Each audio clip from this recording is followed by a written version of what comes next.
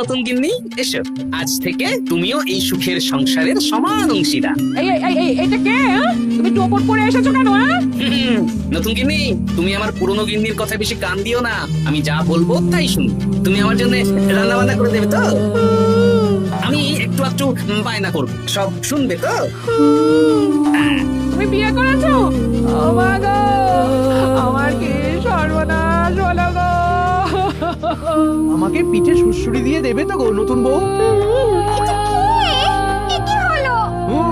আমার বন্ধু বান্ধবরা এলে তাদের একটু ফল জলখাবারের ব্যবস্থা সব তুমি করবে তো?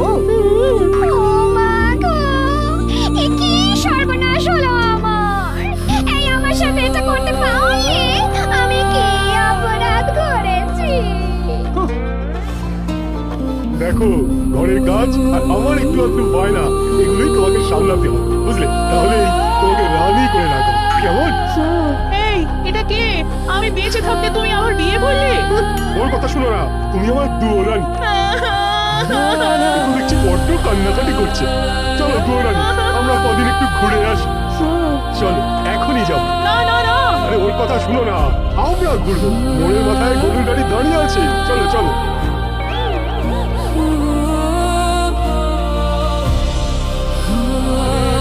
মহারাজ কৃষ্ণচন্দ্র উদ্বোধন করতে চলেছেন পানীয় জলের সরোবর।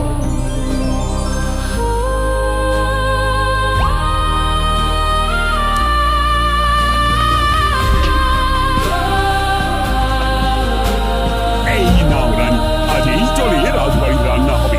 মহারাজ, আমরা সবাই চাই আপনি এই পানীয় জলের সরোবরের ব্যাপারে কিছু বলুন। কৃষ্ণনগরের মানুষের দীর্ঘদিনের ইচ্ছে আজ সফল হয়েছে। আমাদের রাজসভার সকল সভাসদদের জন্য এতদিন পরেই একটা পানীয় জলের সরোবর হয়েছে। প্রত্যেক সপ্তাহে এই সরোবরে বিজ্ঞানীর বানানো রাসায়নিক মেশানো হবে, যাতে জলে কোনো রকম জীবাণু না থাকে।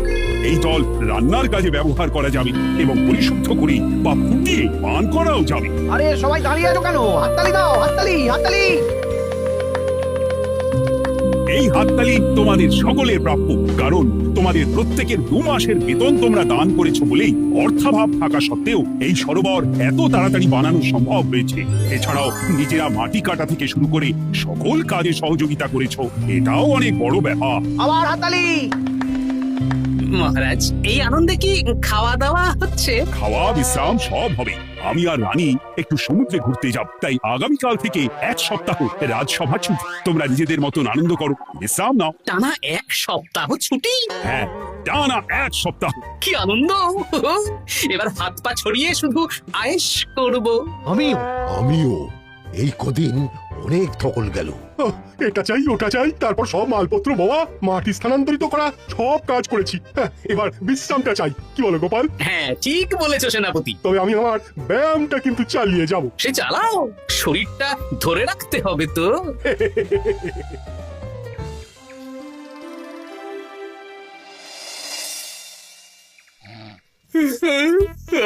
বলিতে এত ঘুম তো ভালো নয় গো। একটু ব্যায়ামও তো করতে পারো, বুড়িটা একটু কম তো। কি হবে গিন্নি, সুস্থ শরীরকে ব্যস্ত করে? এই বেশ ভালো আছি, সুখে আছি। একটু শরবত করে দাও তো। নিজেও তো করে নিতে পারো। আচ্ছা, গিন্নি মানে কি? কি? গৃহিণী, অর্থাৎ যে গৃহের কাজ করবে। আমি যদি ঘরের কাজ করতাম তাহলে তুমি আমাকে গিন্নি বলে ডাকতে। ব্যাপারটা কি ভালো শোনা তো? শরবতটা বানাও দেখি। লোকটা যেন আর তর সয় না।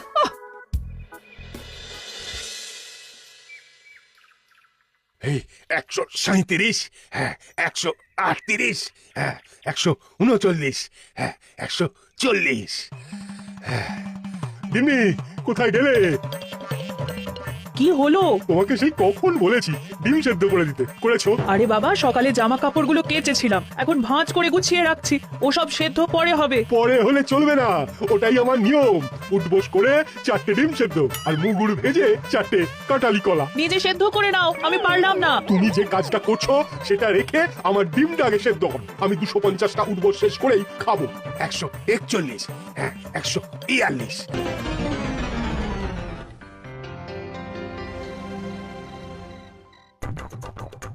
ও গিন্নি, তোমার পিঠে একটু সুড়সুড়ি দিয়ে দাও তো। আমি এখন সন্ধে দেব, ওসব সুড়সুড়ি টুসুড়ি দিতে পারবো না বাপু। তুমি তুলতুলে হাতে সুড়সুড়ি দিলে ঘুমটা তাড়াতাড়ি চলে আসবে। এই ভর সন্ধেবেলা ঘুমোবে কেন? যাও একটু পায়চারি করে এসো। না, এখনো তো পায়চারি না, এখন শুধু বিশ্রাম। দাও দাও দাও দাও, সুড়সুড়ি দাও, সুড়সুড়ি দাও। এই লোকটা জ্বালিয়ে মারলো। গিন্নি, একটু ওই কাঁচা লঙ্কা, কচি শসা, কুচো পেঁয়াজ আর ওই সর্ষের তেল দিয়ে মুড়িটা মাখো, বুঝলে? তুমি তো নিজেও মেখে নিতে পারো বাপু, সব কিছুতে আমাকে কেন আদেশ করো? আদেশ না লক্ষ্মী বউ, আমার অনুরোধ। তোমার মতন মুড়ি কি আমি মাখতে পারি? না না, মেখে ফেলা দেখি, মেখে ফেলা, মেখে ফেলা। একটা কাজ নিজের হাতে করবে না। ওহ, কি জ্বালাতন রে বাবা।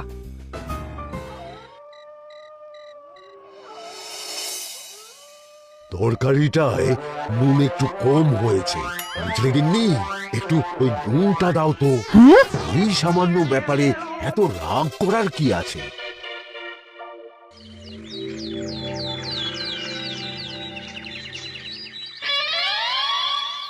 এই একটু জল ভরে নিয়ে যাব, একটু শান্তিতে রান্না করব, তার জো নেই। কর্তা বাড়িতে আছে, আমার হাড় মাস চালিয়ে দেবে। আমার দুঃখের কথা আর কি বলি দিদি ভাই, সারা দিন এটা ওটা বায়না তো ছিলই, কিন্তু এখন ছুটি পাওয়ার পর থেকে যেন বায়না বেড়ে গেছে। আমার কর্তা তো এমনিতেই আরাম প্রিয়, এখন দেখছি ঘর থেকে বেরোতেই চাইছেন না। সারাক্ষণ শ্বশুরি দাও, এটা খেতে দাও, হাত পা টিপে দাও। আর যদি না কথা শুনে উল্টে বলি নিজে করে নাও, তাহলেই বাবুর গোসা হয়। যদি অভয় দেন তাহলে ছোট মুখে একটা বড় কথা বলবো। বলো বলো। আপনারা একটা কাজ করতে পারেন, যখনই আপনাদের কর্তারা আপনাদের কিছু একটা কাজ করতে বলবেন, তখনই বলে মুখ কুকুরিয়ে নেবেন, দেখবেন তারপর সেই কাজ নিজেই করে নিচ্ছে। কিন্তু এতে যদি রাগ করে? রাগ করে আর করবেটা কি, সেই তো দিনের শেষে নিজের ঘরে নিজেকেই ফিরতে হবে। বরং আপনাদের এড়িয়ে যাওয়া দেখে ভাববে আপনারা হয়তো রেগে আছেন, তেতে আছেন, সেই ভয়ে নিজেরাই নিজেদের কাজ করে নেবে। ঠিক বলেছে বুচির মা, সোজা আঙুলে ঘি না উঠলে আঙুল বেঁকিয়ে ঘি বের করতে হয়, না হলে ঘিয়ের বোতলে তাপ দিতে হয়। ঠিক বলেছো, তোমার এই বুদ্ধিটা বেশ ভালোই দিয়েছো। আমিও আজকে থেকে এই পদ্ধতিটাই অনুসরণ করব। বেশি কথা বললেই ভাবে বেশি পাত্তা দিচ্ছি, নিজের ওজন ধরে রাখতে হবে, যাতে স্ত্রীদের তপে স্বামীরা কাঁপে। এবার সব কাজ নিজেরাই করবে, আর আমরা শুধু রান্না করে খালাস। করবে মানে করতে বাধ্য হবে।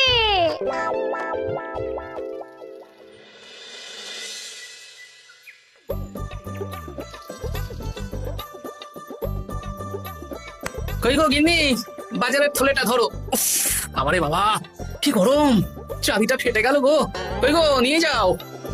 চাপ বাবা, কিন্তু কথাই শোনে না। আরে বাবা, আমি কখন থেকে হাঁকছি বাজারের থলেটা নিয়ে যাও, কোনো কথা কানেই তোলো না। এ নাও, দেখো তোমার পছন্দ মতন কই মাছ এনেছি, আজকে তেল কই রেঁধো কেমন। ওর কি, আমি স্নানে গেলাম, ভালো করে কষিয়ে রান্না করো। হ্যাঁ, দুপুরে পেট ভরে খাবো। হ্যাঁ, এই তোমায় কি হুহু রোগে পেয়েছ নাকি? হ্যাঁ, যাই বলি তাতেই একটাই উত্তর, হুহু।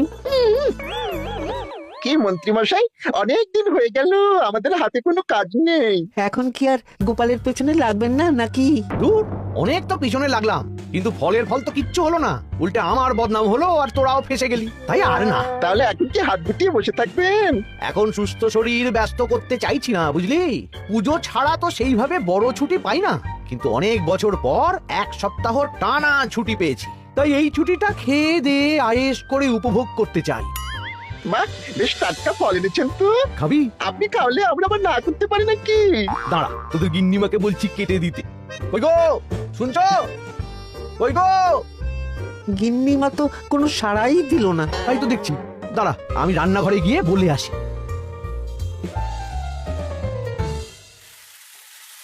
ওই গো, শুনছো? বটা ঘটাকে কয়েকটা ফল কেটে দাও না, বেচারাগুলো খেতে চেয়েছে। আবার কি, না হয় তরকারিটা হয়ে গেলে কেটে দিও।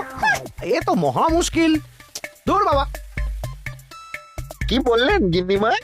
মানে মানে বলে মুখ ঘুরিয়ে নিল। হয়তো উনি ব্যস্ত আছেন, সেটা কোনো ব্যাপার না।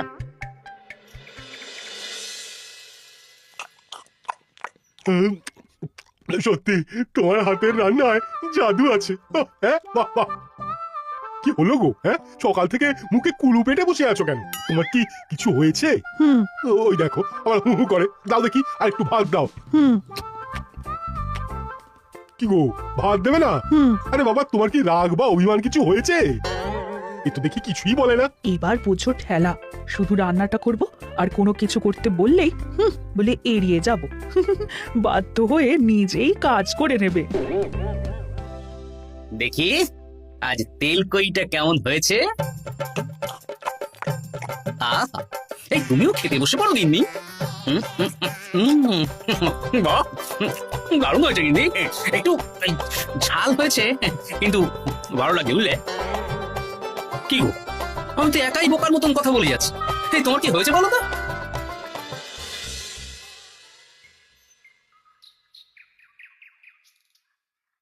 গিন্নি, মুদিখানা থেকে মাছ কাবারি সব নিয়ে এসেছি। এবার জায়গার জিনিস জায়গায় ভরে ফেলো তো।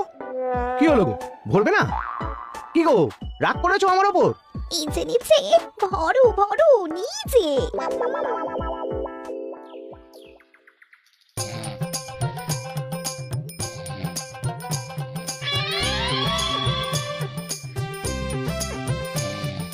এ কি গো গিন্নি, দুপুরের এঁটো থালা, বাটি, হাঁড়ি, কড়াই সবই তো শুকিয়ে কাঠ। এগুলো মাজবে কখন? আরে, এই কি শুরু করেছো বলো তো? শুধু হু হু করে যাচ্ছ। কিছু জিজ্ঞেস করলে হয় চুপ করে আছো, নয়তো হু হু বলছো। বাসনগুলো মাজবে না? হ্যাঁ, রাতে রান্না বান্না করবে না নাকি? আরে, এ তো আজব ব্যাপার। না, আমাকেই দেখি বাসনগুলো মেজে ফেলতে হবে। বাড়িতে তো আর 5টা দাস দাসী নেই।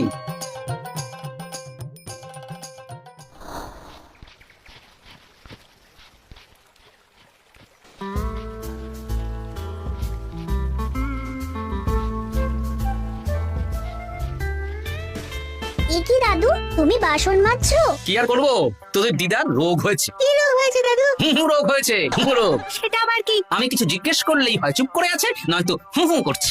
কি কর দাদু, 1 সপ্তাহ ছুটি পেয়েছো, কোথায় আইস করে কাটাবে তা না তুমি বাসন মাজছো। কি আর করবো বল, সবই ভাগ্য। আরে দাদু, তোমার যে ঘটে বুদ্ধি আছে না, তুমি ভাগ্য বদল করে দিতে পারো। হ্যাঁ, দিদা পুনো হল হলে তুমিও তো বাঘা তেতুল। আর দেখি কবে ঠিক হয়, নইলে তো কিছু একটা ব্যবস্থা করতেই হবে। এভাবে হু হু শুনে তো আর থাকা যায় না, বিরক্তিকর। আরে গোপাল যে, তুমি পুকুর ঘাটে কি করছো? এই দুপুরের বাসন মাজছি। ও, বাসন মাজছো? মাজো মাজো, আমিও কাপড় জামা কেচে বাড়ি ফিরছি।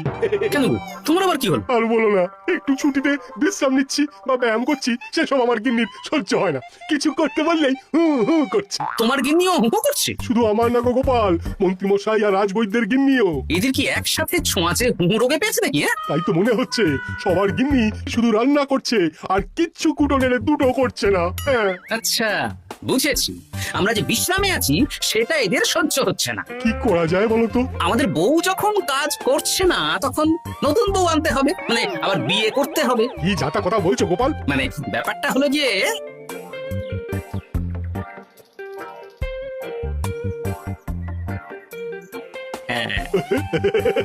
দারুণ বুদ্ধি।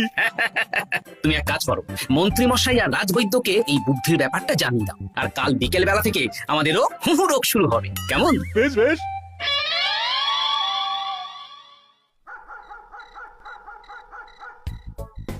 অগিন্নি, বাসনগুলো সব মেজে এনেছি, এবার তো ওঠো। রাতে রান্না করবে তো? এই তো ওষুধে কাজ দিয়েছে। এভাবেই খাটাবো। ছুটিতে বাড়ি বসে পায়ের ওপর পা তুলে খাওয়া বের করে দেবো, বের করে দেবো। হ্যাঁ, তুমি মনে মনে কি ভাবছো আমি ঠিক বুঝতে পারছি। সারা বছর খাটাখাটনির পর আমার 1 সপ্তাহ ছুটির সুখ তুমি চোখে দেখতে পারছো না। কাল খেলা ঘুরে যাবে।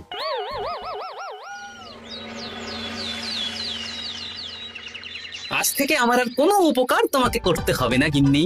আমি নিজের ব্যবস্থা নিজেই করে নেব। হ্যাঁ, মানুষটা সেজে গুজে গেল কোথায়? হ্যাঁ, চললাম। কোথায় যাচ্ছি? গলায় মালা, এত সাজগোজ, কি ব্যাপার? বাবারে বাবা, আতরের গন্ধে ঘরটা ম ম করছে। এলাম। আরে আর বলো না, আমার মানুষটা যে আজকে সকাল সকাল সেজে গুজে কোথায় গেল কিছুই বুঝতে পারলাম না। আমার কথাও তো গলায় মালা পড়ে গেল। আমার কর্তা তো রজনীগন্ধা ফুলের আতর মাখছিল। কোথাও কি কোনো নিমন্ত্রণ আছে নাকি? কিছুই তো বুঝতে পারছি না। আমাদের এই হু হু ওষুধে বেশ কাজ দিয়েছে, কি বলেন? হ্যাঁ, হ্যাঁ, এখন আর বেশি বায়না করছে না। একবার হুক করেছে আর নিজেই সেই কাজ করে নিচ্ছে। আমি শুধু রান্নাটুকু করি, বাকি সব কাজ ওকে দিয়ে করাচ্ছি। কিচ্ছু বলতে হচ্ছে না, বাধ্য হয়ে করছে। আমিও তাই। আজকে তো ভেবেছি খাবার ঢেকে রাখবো, নিজে বেড়ে নিয়ে খাবে। বায়না একেবারে গুছিয়ে দেবো। হ্যাঁ,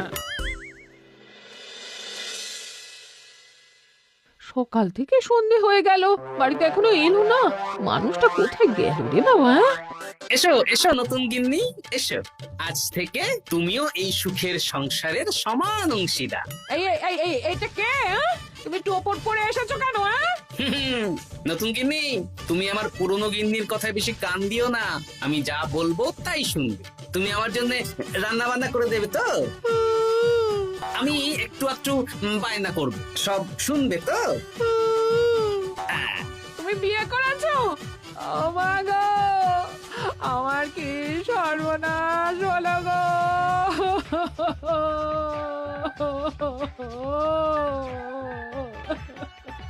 চলো নতুন বউ, মোড়ের মাথায় গরুর গাড়ি দাঁড়িয়ে আছে, চলো চলো চলো। ওগো, তুমি এরকম করো না, আমি আর বাঁচবো না। কেন এত কষ্ট দিচ্ছ? সামান্য হু করার জন্য আরেকটা বিয়ে করলে? আমাকে পিঠে সুড়সুড়ি দিয়ে দেবে তো গো নতুন বউ? এটা কি? এ কি হলো? আমার বন্ধু বান্ধবরা এলে তাদের একটু ফল জলখাবারের ব্যবস্থা সব তুমি করবে তো?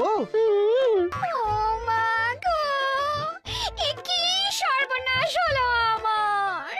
এই আমার সাথে এটা করতে পারলে আমি কি অপরাধ করেছি? দেখো, ঘরের কাজ আর আমার একটু আধটু বায়না, এগুলোই তোমাকে সামলাতে হবে, বুঝলে? তাহলেই তোমাকে রানী করে রাখবো, কেমন? এই, এটা কে? আমি বেঁচে থাকতে তুমি আবার বিয়ে করলে? ওর কথা শুনো না, তুমি আমার দুয়ো রানী। এ তো দেখছি বড্ড কান্নাকাটি করছে। চলো দুয়ো রানী, আমরা কদিন একটু ঘুরে আসি। চলো, এখনই যাব। না না না, আরে ওর কথা শুনো না, আমরা ঘুরবো। মোড়ের মাথায় গরুর গাড়ি দাঁড়িয়ে আছে, চলো চলো।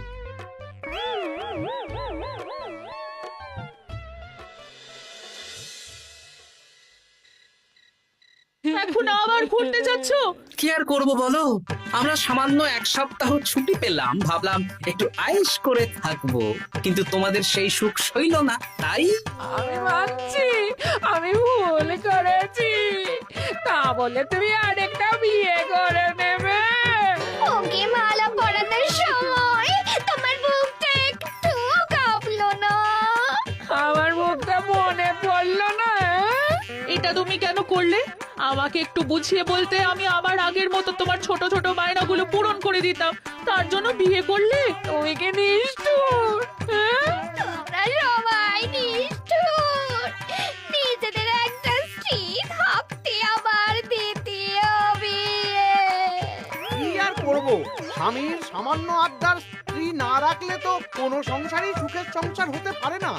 অগত্যা এখন তোমরা যদি কথা দাও যে আগের মতন আমাদের ছোট ছোট বায়নাগুলো সামলাবে, তাহলে নতুন বউকে ওদের বাড়ি পাঠিয়ে দেব, আর আবার আমাদের পুরনো সংসার, সুখের সংসার ফিরে আসবে।